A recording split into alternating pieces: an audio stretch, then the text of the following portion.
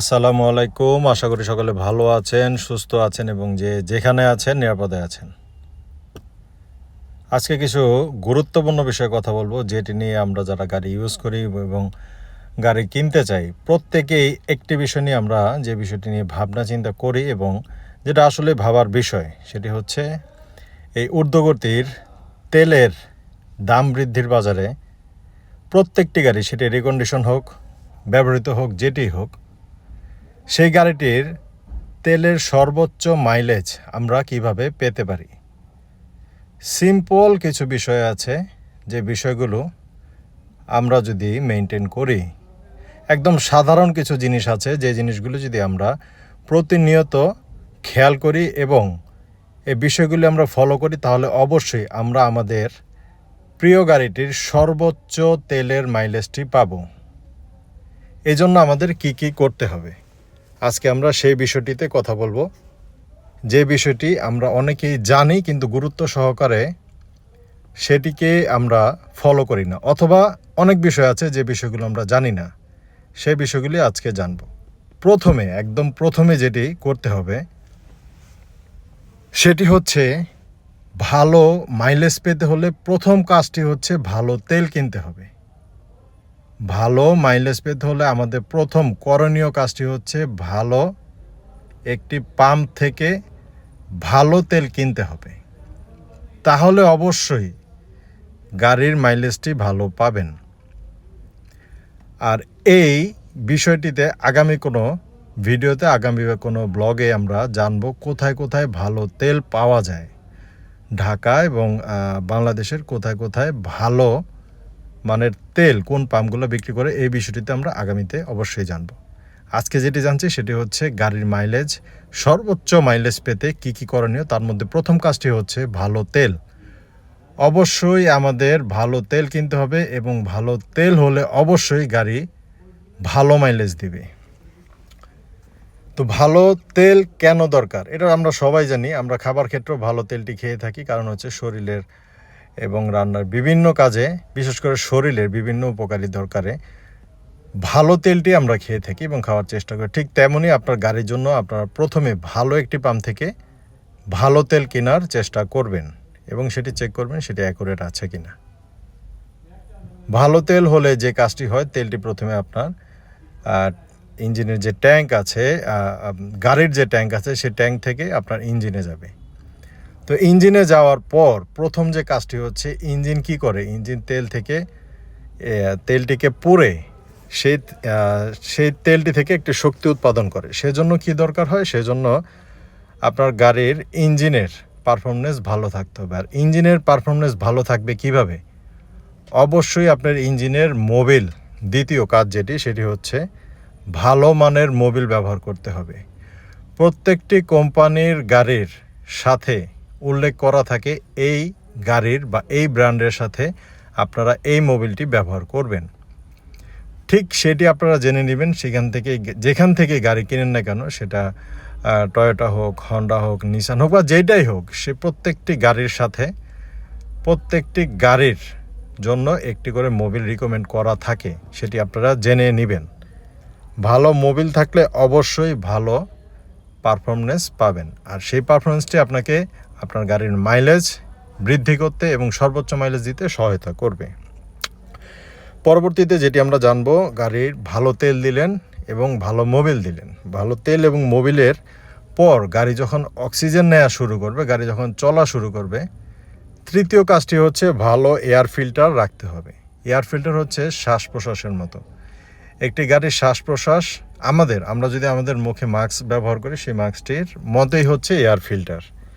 এই air filter অবশ্যই আপনাকে প্রতিনিয়ত চেক করতে হবে এবং মেইনটেনেন্সের মধ্যে গুরুত্বপূর্ণ কাজের মধ্যে একটি কাজ হচ্ছে এয়ার ফিল্টার সময় মতো পরিবর্তন করা, চেক করা এবং পরিষ্কার রাখা।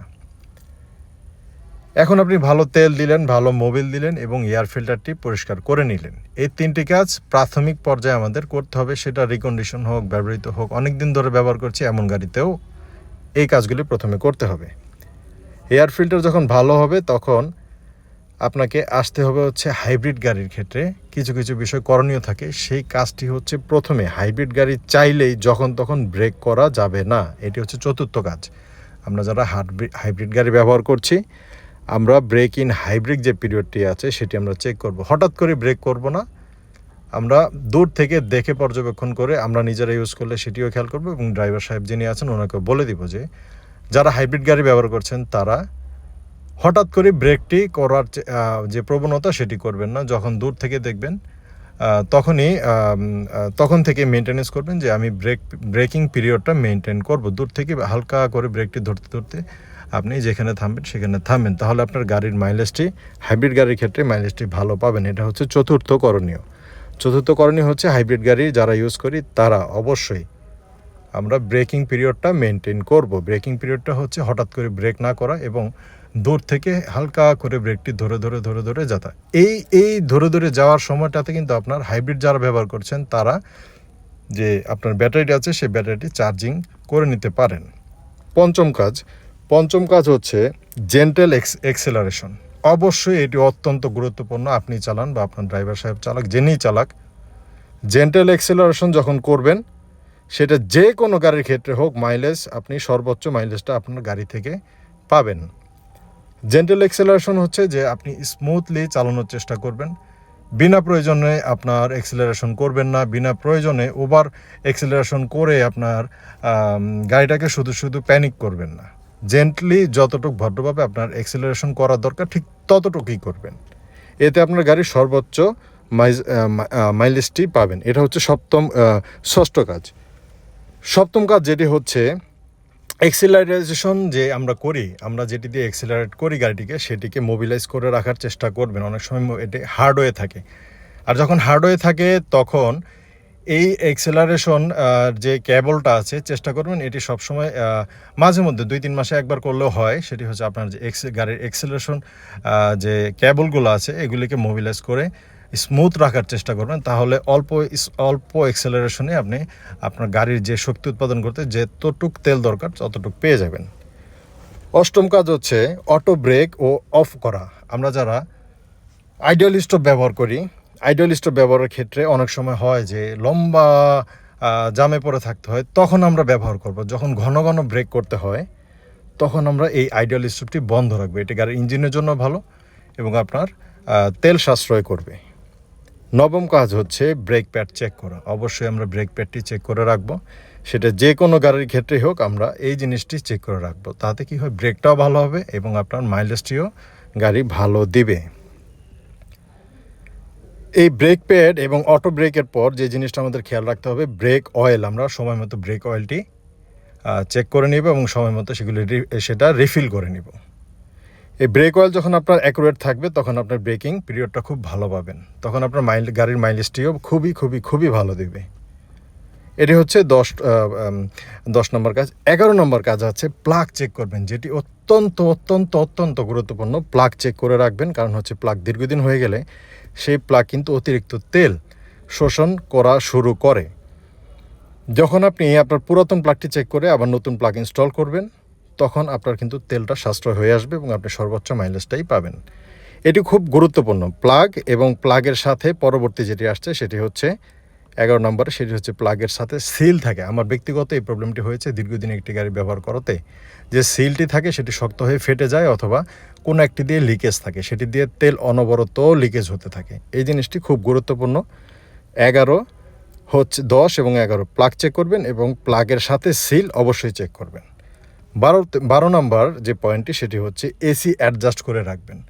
হঠাৎ 12, হঠাৎ 18, হঠাৎ 24 এই কাজটি করবেন না। এসি আপনার অটো মোডে অন করে রাখবেন, তাতে আপনার অবশ্যই গাড়ির পারফরমেন্স, ইঞ্জিন এবং তেল সাশ্রয় হবে।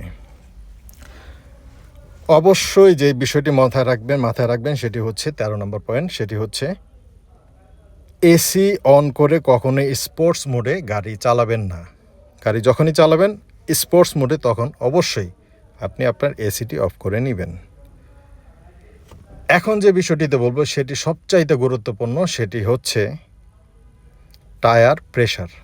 টায়ার প্রেশার অবশ্যই চেক করবেন, কারণ হচ্ছে প্রত্যেকটি গাড়ির সাথে আপনাদের টায়ারের এবং মাইলেজের গুরুত্বপূর্ণ একটি অংশ আছে, সেটি হচ্ছে টায়ার প্রেশার কত রাখতে হবে সামনে পিছনের এবং চারটা চাকারই সেটি অবশ্যই জেনে নেবেন এবং এটি সবসময় গুরুত্বপূর্ণ একটি কাজ মনে করে চেক আপ করে রাখবেন। কারণ টায়ার প্রেশারের উপর গাড়ির টায়ার প্রেশার যদি কম থাকে বা বেশি থাকে অবশ্যই আপনার মাইলেজে প্রভাব পড়বে। সব সময় এটি চেক করবেন নিজে অথবা আপনার ড্রাইভার সাহেবকে বলে রাখবেন যে চারোটা চাকার টায়ার প্রেশার চেক করবেন এবং সব সময় কম বা বেশি কোনো অবস্থাতেই টায়ারের প্রেশার সেটা হাওয়া কম হোক বা বেশি হোক করা যাবে না, অ্যাকুরেট রাখতে হবে। তাহলে অবশ্যই 100% আপনার গাড়ির মাইলেজ অনেক বৃদ্ধি পাবে।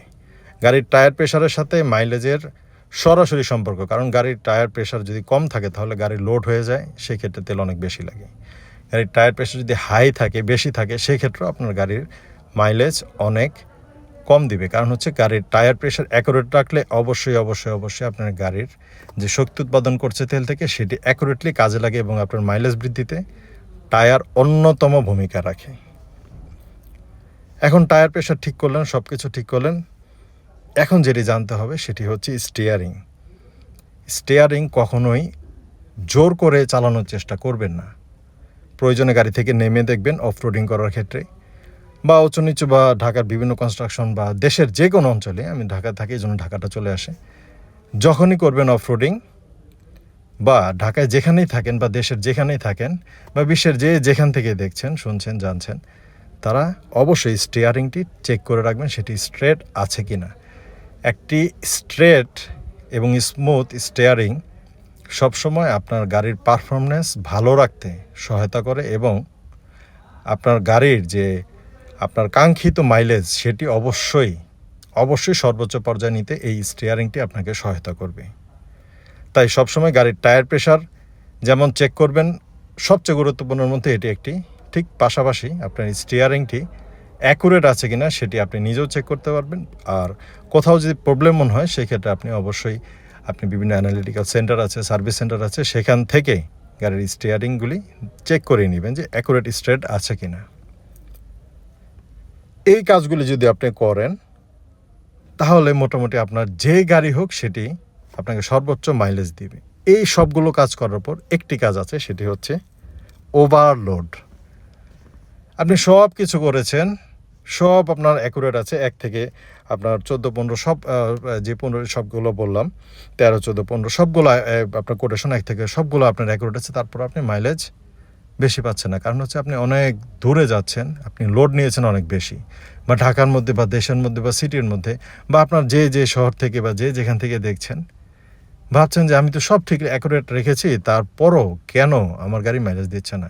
চেক করবেন আপনার গাড়িতে অপ্রয়োজনীয় কোনো লোড আছে কি না, সেটি অবশ্যই চেক করবেন এবং আপনার গাড়ির প্রেশার লোড যত কম হবে আপনার গাড়ির মাইলেজ তত অ্যাকুরেট হবে। আর আমাদের ইউটিউব চ্যানেলটি যারা দেখছেন তারা অবশ্যই আমাদের চ্যানেলটি সাবস্ক্রাইব করবেন এবং ভালো গাড়ির জন্য এসবি কার সিলেকশনে চলে আসবেন। যারা মাইলেজ নিয়ে চিন্তাভাবনা করছিলেন তাদের আজকে থেকে এই জিনিসগুলি নিয়ে চিন্তাভাবনা করেন এবং এই কাজগুলি 1 থেকে 16 যে পয়েন্টগুলি বলেছি এইগুলো আপনার গাড়িতে অ্যাপ্লাই করেন, অবশ্যই আপনার গাড়ি সর্বোচ্চ মাইলেজটি পাবেন।